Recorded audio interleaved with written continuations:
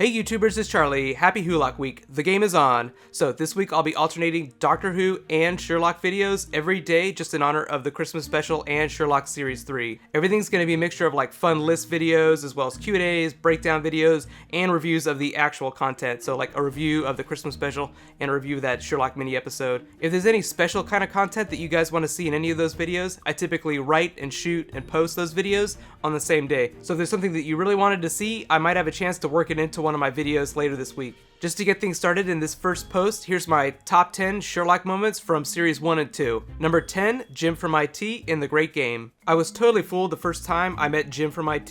The scene takes a whole different context once you find out that Jim is really James. It's a perfect blend of the unintentional humor of Sherlock breaking down a person's attributes, Moriarty baiting him with a false identity, and the onlookers like Molly and Watson being completely embarrassed. Awkward Sherlock comedy at its best.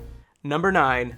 The Mind Palace in Hound of Baskerville. I love how Watson is always making fun of Sherlock for not knowing loose facts about mundane things. The Mind Palace is Sherlock's answer to all of that. If you're not familiar with memory enhancement, it's a real thing.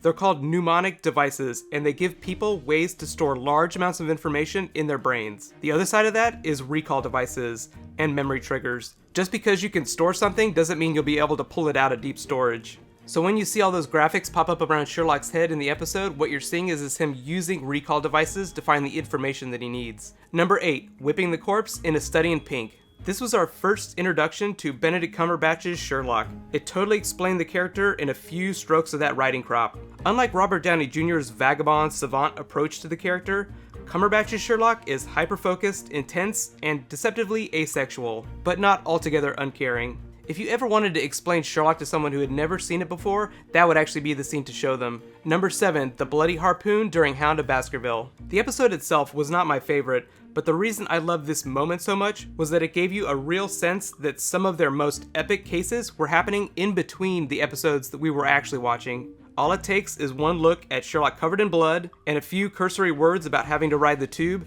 and your mind explodes into this pocket universe where we actually get to see the case that he just worked on. I like to think of it as the greater tales of Sherlock as told by Watson via his blog. For anyone that's curious, that bloody spear was actually a reference to the Conan Doyle story, The Adventures of Black Peter. Number 6, Sherlock's standoff with Moriarty in The Great Game. I love the way this episode ended and the ambiguity of Sherlock's intentions. It's always a game of chess with those two.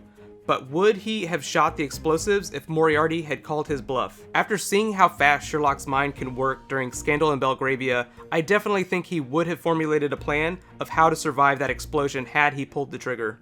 That idea, him just planning for every possible contingency, is very important to learning how he survived during the Reichenbach fall. Number 5, Irene Adler's battlesuit during Scandal in Belgravia. It's not so much her battlesuit that was memorable, it was Irene watching Sherlock try to break her down while she was breaking him down. It really is the universe telling you that these two people need to be together, but because of who they are and their backgrounds, they ultimately end in tragedy. Despite that, I do feel like the finale of that episode was optimistic, or at least left room for her return. Laura Pulver was so amazing as Irene Adler that Amanda Abington as Mary Morstand in Series 3 is going to have a really hard time living up to her standard. Number 4, Buckingham Palace and Pants in Scandal in Belgravia. There are so many moments that are amazing from this episode, but the bedsheet and the banter with Mycroft was so much fun.